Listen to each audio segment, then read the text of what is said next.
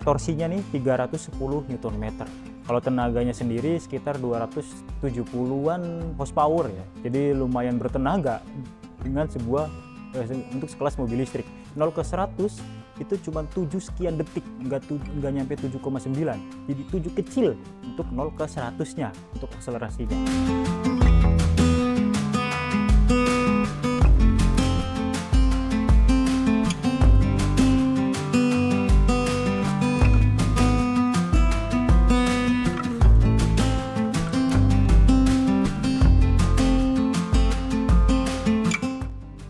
Halo teman-teman, kita sedang ada di suatu dealer di Jakarta Selatan, tepatnya di South Quarter di BYD Cilandak teman-teman. Dan kebetulan ini memikat hati saya ya, karena warnanya beda dengan yang lain, nggak umum dan tapi kelihatannya bagus. Hijau di sebuah mobil tuh warna yang dulu itu norak ya, tapi di BYD Atto 3 ini bagus banget. Ini adalah Atto 3 yang tipe superior. Jadi ada dua tipe yang masuk ke Indonesia, tipe advance dan tipe superior. Yang membedakan adalah kapasitas baterai dan jarak tempuhnya, teman-teman. Kalau jarak tempuh Atto 3 yang superior ini, jarak tempuhnya tuh 480 dengan kapasitas baterainya tuh 60 kWh. Kalau yang tipe advance-nya sendiri dia 49 sekian kWh. Kalau ini dia 60 sekian kWh dengan jarak tempuh 480. Artinya mobil ini kalau diisi full baterai, ngecharge secara full, dia bisa menempuh jarak sejauh 480 km. Kalau 480 km itu Bandung bisa bolak-balik lah ya. Mungkin bisa nyampe Jawa Tengah, bisa tembus sampai Jawa Tengah. Nah, ini adalah sebuah mobil listrik. Sebelum kita ulas satu persatu, saya mau menjelaskan sedikit tentang apa sih istimewanya mobil listrik. Mungkin yang masih banyak teman-teman beralih enggak nih mobil bensin apa mobil listrik. Yang pertama, dia free ganjil genap karena ini adalah kebijakan dari pemerintah. Kemudian pajak tahunannya sangat murah. Kalau ini harganya 515 juta, ini NIK 2024 tuh 515 juta. Kalau 2025 ada kenaikan sedikit sekitar sekian persennya, jadi paling cuman 1% ya, 1%-nya itu sekitar 500 ribuan untuk pajak tahunannya itu sendiri. Dan yang paling menarik lagi, jika teman-teman mengisi full dari 0 ke 100 dengan 60 kWh itu dan jarak tempuh 480 itu, teman-teman cukup mengeluarkan kos sebesar, kalau per kWh-nya cuma 2.000, berarti 120.000 itu udah full tank 480 km. Itu menurut saya sih paling worth it dan paling value for money ya. Bayangkan kalau teman-teman mengisi RON 90 aja dengan jarak tempuh 480 tuh nggak mungkin 120.000 loh ya. Itu. Dan kemungkinan nge-charge kan nggak mungkin dari 0 ke 100 ya. 30%, 40% langsung isi ulang dan isi ulang. Itu ya teman-teman salah satu kelebihan di mobil listrik. Dan kelebihannya lagi, BYD ini bukan brand kaleng-kaleng ya. Ini udah brand yang memang di mobil listrik sudah kuat banget dan pernah menduduki peringkat pertama global untuk penjualan mobil listrik itu sendiri. Bahkan di Tiongkoknya sendiri dia menempati posisi paling tinggi dengan jutaan unit terjual.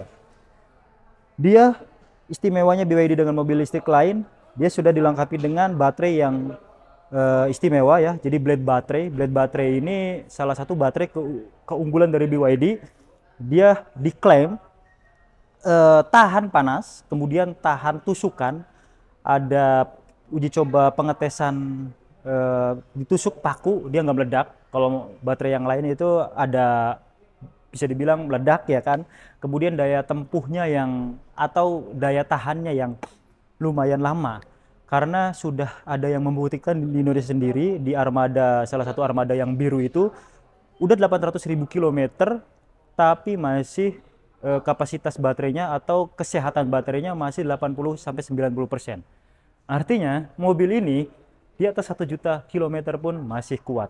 Itu salah satu komponen yang paling penting menurut saya di mobil listrik. Karena kan kita mungkin ragu di mobil listrik tuh gimana sih after salesnya, gimana kalau baterainya rusak. Nah, carilah yang tahan lama. Salah satunya di Atto 3 atau di mobil-mobil yang ada di BYD ini. Kalau teman-teman berminat BYD Atto 3 ini, kita tuliskan untuk kontak marketingnya ada di deskripsi ya. Yuk kita ulas satu persatu dari unitnya. Eksterior dulu.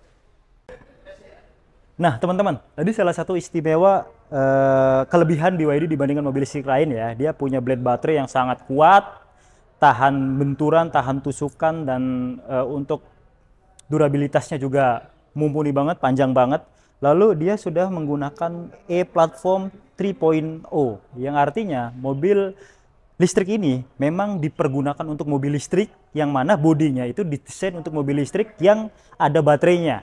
Makanya lihat aja kalau teman-teman di jalan ada mobil milik BYD itu baterainya nggak nonjol-nonjol keluar karena memang bodinya sudah didesain sedemikian rupa sehingga baterai itu tidak berlebihan. Dan pastinya untuk body build quality dari mobil-mobil Tiongkok nggak usah diraguin. Kalau nggak percaya coba sendiri. Nah itu dia. Lalu kelebihannya juga dia fiturnya sudah canggih banget, udah dilengkapi dengan fitur ADAS yang sangat komplit. Dia adaptive cruise controlnya dari low speed follow, dari kecepatan bawah macet-macetan teman-teman bisa mengaktifkan, bisa aktif seterusnya sampai berhenti dan jalan kembali, anti nabrak, anti melipir. Kalaupun keluar marka jalan teman-teman akan dikembalikan lagi, banyak lagi. Nah mobil ini memiliki desain yang manis juga kalau menurut saya. Khas dari mobil listrik itu dia nggak punya grill tuh. Jadi grillnya hanya ada di bawah, ini untuk mendinginkan radiator, evaporator, AC dan lain sebagainya. Kalau mungkin teman-teman nyalain mobil listrik di dalam ruangan, kadang ada suara, itu bukan suara mesin ya, karena suara kipas atau suara AC yang bunyi. Ini semuanya nyala loh. Dari tadi ini di dealer ini mobilnya semuanya nyala. Dia sudah dilengkapi dengan kamera 360. Nah, ini lampunya udah LED. Cakep ya. Untuk headlampnya udah Pro-G. Untuk high beamnya juga proyektor. Jadi low beam dan high beamnya sudah LED proyektor. Sudah dilengkapi dengan 2 buah sensor parkir di bagian depan. Mobil ini punya tenaga teman-teman torsinya nih 310 Nm. Kalau tenaganya sendiri sekitar 270-an horsepower ya. Jadi lumayan bertenaga dengan sebuah untuk sekelas mobil listrik. 0 ke 100 itu cuma 7 sekian detik, enggak nyampe 7,9. Jadi 7 kecil untuk 0 ke 100-nya untuk akselerasinya. Nah, kita coba ke bagian sampingnya yuk. Nah, teman-teman, yang ada di depan teman-teman ini adalah tipe advance, artinya tipe low-nya ya, dari Atto 3, karena dia kan ada 2 tipe tuh, advance sama superior. Nah, kalau advance nih yang kelihatan paling ketara adalah di bagian velgnya. Ini velgnya masih menggunakan ring 17. Tapi saya suka warnanya ya. Kayaknya kalau di tipe superior ada nggak warna kayak gini? Coba kita lihat yuk di tipe superiornya. Nah, kita langsung review ke sini aja karena ini tipe paling tingginya. Yang membedakan tadi pernak-pernik awal, pernak-pernik kayak ukuran ring, terus power back door, karena dia juga sama-sama punya sunroof. Yang ini juga punya sunroof, power back door, ringnya, terus di kapasitas baterainya. Kalau yang tipe superior itu tadi 480, kalau tipe advance itu 430 kalau nggak salah, dengan 49, sekian kWh. Nah, kita langsung lihat aja yuk. Nah, ini ringnya seperti ini untuk yang tipe superior. 235/50 R18, cakram depan belakang. Untuk suspensinya, depan MacPherson, belakang multilink independen. Oke, kalau tampilan sama aja, dimensi dia 4,4, punya wheelbase 2,7, tinggi 1,6, lebar 1,8, tipe advance dan tipe superior nggak jauh beda. Untuk ground clearance itu 170 mm dari permukaan tanah. Ini untuk tempat ngecharge teman-teman. Nah, di sini ada AC DC ini ya. Nah, ini untuk DC, ini untuk AC. Tapi dia udah support fast charging. Nah, balik lagi, selalu saya ingatkan kalau teman-teman pemakaian harian dalam kota, jangan sering-sering menggunakan fast charging karena itu akan berpengaruh ke daya tahan baterai mobil itu sendiri. Kalau bisa charge rumahan, karena kan ketika teman-teman beli mobil listrik itu kan meterannya meteran baru ya, nggak nyatu sama rumah biasanya seperti itu, kecuali untuk jarak-jarak dalam kota itu bisa menggunakan fast charging agar menghemat waktu, efisiensi waktu. Nah, kemudian di bagian sini di spion dia ada NFC. Jadi ada kartu, di kunci itu nanti disematkan kartu juga untuk ngebuka atau menutup, mengunci sebuah mobil. Di spionnya dia udah ada blind spot monitoring. Nah, door handle-nya udah, pokoknya kuncinya udah kilas lah. Kalau mobil listrik itu udah pasti canggih. Kuncinya itu. Kalau canggih, udah pasti mobil listrik. Oh iya, sama. Nah, ini ada sensor, tadi saya kesini, dia ini loh, nyala. Untuk blind spot monitoringnya, di spionnya kan ada segitiga merah, dia nyala. Nah, untuk bagian belakang punya 4 buah sensor parkir, lampunya udah full LED, untuk lampu sen, lampu rem, semuanya udah LED, ada high mode stop lamp, udah pasti lah ya. Wiper, defogger, ada kamera 360. Oh ya, sorry, dia kan udah elektrik ya, jadi nggak usah diangkat gitu. Jadi udah power tailgate. Nah, ini kategorinya apa kalau Atto 3 itu? Compact SUV ya. Kalau dikategoriin dia masuk ke compact SUV kelas Chery Omoda E5. Nah, itulah kalau mobil listriknya. Kalau mobil konvensionalnya mungkin Honda HR-V, Hyundai Creta dan lain sebagainya. Dia sudah dapat teman-teman kalau untuk pembeliannya ada V2L dan ada pengecasan. Tuh. Jadi mobil ini bisa digunakan sebagai genset kalau mati lampu atau lagi berkemah di jalan, berkemah di gunung dan lain sebagainya, bisa dimanfaatkan V2L-nya. Gimana cara gunain V2L? Tinggal colokin. Ntar dia ada colokan itu buat ke lampu rumahan atau apapun ya. Nah, ini sudah dilengkapi dengan power back door. Kayaknya smart power back door deh. Mendekat terus menjauh atau dan lain sebagainya. Nah, kita ke interiornya yuk. Mobil di sini semuanya nyala, teman-teman. Semuanya nyala, jadi kita mau nge-review pun enak gitu, udah nyala semua ya. Tinggal dijelaskan sedikit-sedikit, ya bukan dijelaskan sih, ditunjukkan gitu kan, ini fungsi-fungsinya. Kita ke head unitnya dulu nih Pak. Head unitnya ini sebesar 15,6 inch. Laptop dulu segede ini enggak? Lebih kecil ya? 13-an. Ini gede banget. Dan dia bisa rotate. Tuh. Bisa dari situ atau dari sini. Ini saya sukanya di BYD ya. Walaupun semuanya LED-nya untuk head unitnya besar, fiturnya canggih, tapi tidak meninggalkan tombol-tombol fisik. Ada tombol fisik banyak banget di sini. Tapi sebelum ke tombol fisik kita ke sini dulu. AC-nya ini udah dual zone nih, teman-teman. Antara kanan dan kiri udah dual zone. Sebelah sini bisa diatur. Tapi karena kita ada di dalam ruangan, ini mendingan di off, takutnya nanti ada air. Nah, dia udah air purifier juga ya. Tuh ada air purifier.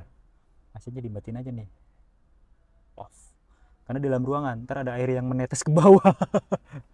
Oke, ini untuk AC-nya. Lalu ada apa lagi di sini? Dan pengaturannya tuh nggak begitu rumit, simple aja. Dia ada konektivitas, ada data selulernya di sini. Karena mobil ini juga mobil canggih ya, udah konektivitinya udah lumayan komplit. Oh, equalizer ya. Oke, kemudian displaynya bisa diatur, brightness-nya, screen saver-nya, jadi bisa mati beberapa detik. Gedein aja brightness. Gedein apa ya? Brightness. Oh iya, biar kelihatan ya. Oh, kameramen komentar. Kita digedein biar kelihatan gambarnya ya. Oke, untuk versionnya berapa? Ini bisa di-upgrade juga untuk softwarenya dan lain sebagainya. Dan tombolnya itu sensitif teman-teman. Nah ini ADAS-nya banyak, ada lane support system, ada high beam assistant, ini bisa diaktifkan, dinonaktifkan. Tapi saran saya semua fitur keamanan cerdas yang ada di mobil ini diaktifin aja. Nah ini active safety-nya predictive collision warning. Berarti jarak mungkin ya. Ini kalau mau nabrak depan, kalau kita lengah gitu kan, ada mobil di depan, ada benda tiba-tiba itu dia akan memprediksi, biasanya bunyi kalau di mobil kita tuh ada suara tutut. Nah itu akan terjadi benturan di depan. Nah sebelum terjadi benturan dia bunyi dulu. Kalau kita masih meleng itu akan ngerem dengan sendirinya. Nah ini automatic emergency braking. Nah ini harusnya diaktifin.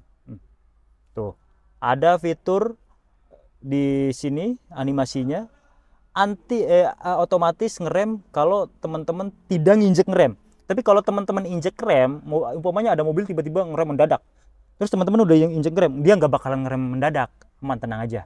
Kecuali teman-teman meleng, dia akan ngerem sendirinya sebelum terjadinya benturan. Ini akan mengurangi resiko tabrakan beruntun, ya nggak sih? Tabrakan beruntun kan karena kita nggak tahu di depan ada mobil atau apa dan lain sebagainya. Nah kalau mobilnya udah pinter kan, seenggaknya bisa ngerem sendiri dong. Walaupun setiap resiko itu beda-beda, tapi pada intinya kita udah antisipasi itu. Blind spot assist, electric stability control, ini di on, ada hill descent control, hill hold assist dan lain sebagainya, hill start assist dan lain sebagainya, udah komplit banget di sini. Kemudian ada parking assist, reversing radar, sensor belakang, AVM, kamera 360. Ini juga kamera 360-nya ada beberapa angle karena layarnya gede, makanya ini komplit banget ya, gede banget. Ini keren teman-teman. Di bawah sini ada kisi-kisi AC yang unik, beda dari yang lain. Tapi dari bawah gini ya. Oke, ini menarik. Nah, bisa on off lah ya teman-teman. Oh bisa on off loh bro. Kalau AC kita tengah nggak bisa ya, samping kanan kiri doang. Iya, ini unik. Ada wireless charging, ada untuk pengaturan multimedia di sini nih. Tuh, ini untuk volume. Jadi bener-bener tidak meninggalkan tombol fisik yang ada. Start stop engine-nya ada di sini. Ini untuk lampu hazard. Parkingnya pun walaupun di head unit ada, tapi di sini pun tetap ada.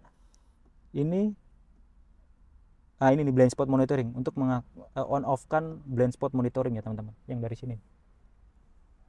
Oke. Auto hold, electric parking brake with auto hold. Kemudian ini AC-nya pun ada di sini. Jadi pengaturannya bisa dari tombol sini, bisa dari sini. Untuk pengaturan air circulation atau AC-nya. Ada drive mode-nya juga. Drive mode-nya ada eco, normal dan sport. MID-nya kecil banget ya. Eco, normal dan sport. Kemudian dia sudah dilengkapi dengan tire pressure monitoring system. Nah ini ada vehicle stability control, ada bisa diatur dari sini, ada cup holder, ada kunci. Kalau teman-teman umpamanya naruh kunci udah di sini aja nih, di box ini. Oke, ini menarik sekali ya. Lalu dia udah ada ventilated seat belum? Belum ya? Belum ada ventilated, serius? Udah elektrik. Iya bener. Nah pengaturan AC pun ada ya, lengkap, banyak sebenarnya. Tapi kalau kita jelaskan satu persatu akan panjang, kali lebar kali tinggi. Nah untuk jok belum ventilated seat, justru kalau di Dolphin itu udah ventilated seat. Jadi ini elektrik aja ya, elektrik kanan kiri ya. Nah ini sebelah sini elektrik, sebelah sini juga elektrik teman-teman. Ini nyala terus pun aman, mobil listrik. Oke. Nah untuk joknya ini semi bucket seat teman-teman. Terus dia ada panoramic sunroof. Ini bukan pakai tombol tapi pakai touch screen. Ini bisa di sini, bisa di sini ya pengaturannya. Nah, ini tutup, ini buka. Kalau buka otomatis. Oke. Dikit-dikit guys. Segini. Tirainya bisa tutup nggak? Bisa lah, masa nggak bisa ditutup ya? Oke.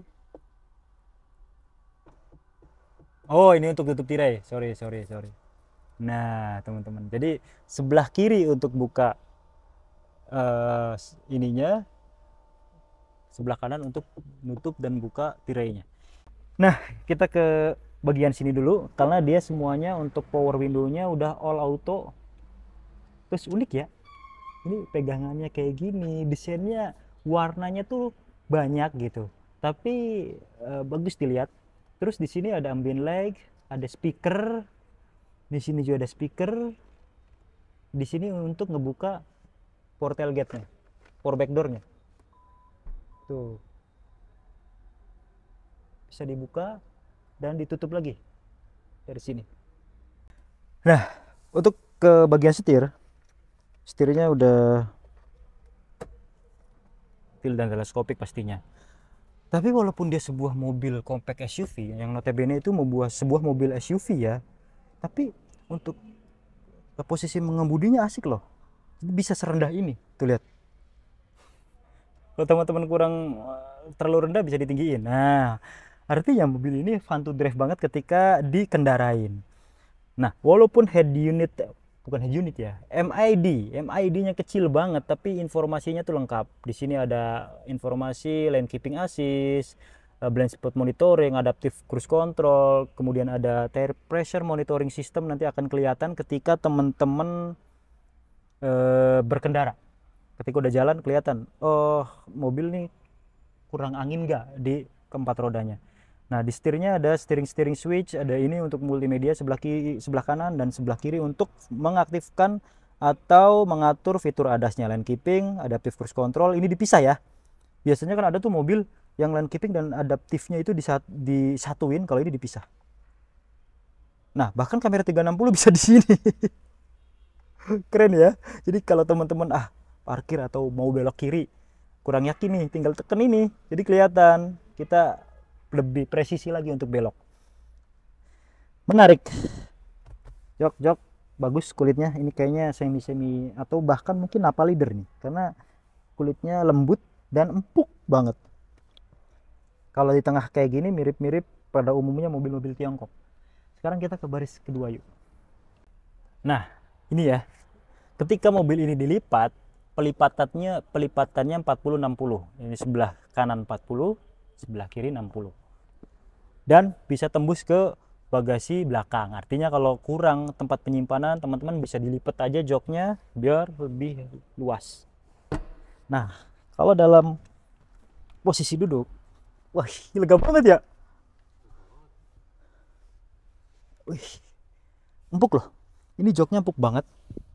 Biasanya sebuah mobil itu walaupun dia sudah dibalut dengan kulit, ada kulit yang kasar.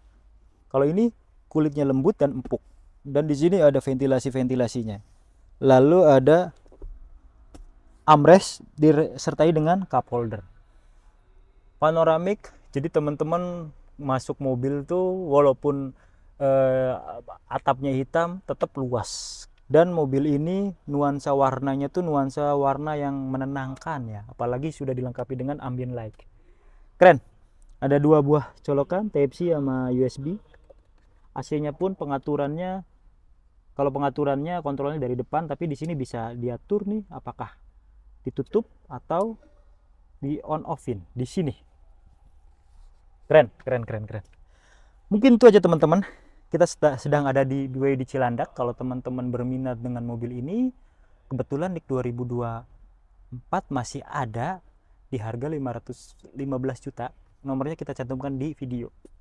Terima kasih.